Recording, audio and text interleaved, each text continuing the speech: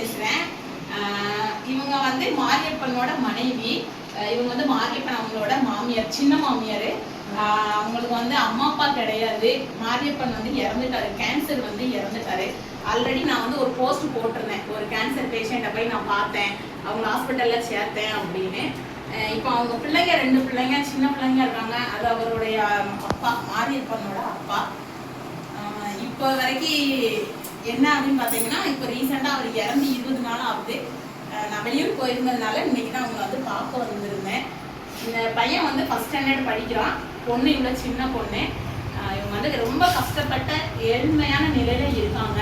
இந்த பிள்ளைங்க படிப்புக்கு யாராவது உதவணும் அப்படிங்கிறது என்னுடைய வேண்டுகோள். தயவு செய்து தாழ்மையுடன் கேட்டுக்கொள்கிறேன். நம்ம மாரியப்பன் ஒய்ஃபுக்கு, பிள்ளைங்களுக்கு ஏதாவது உதவி செய்யுமாறு கேட்டுக்கிறேன்.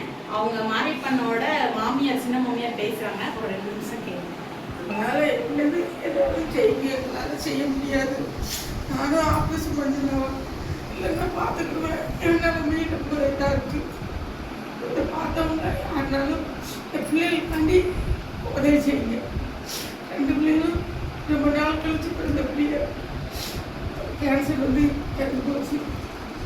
அதனால ஏண்டது செய்யுங்க.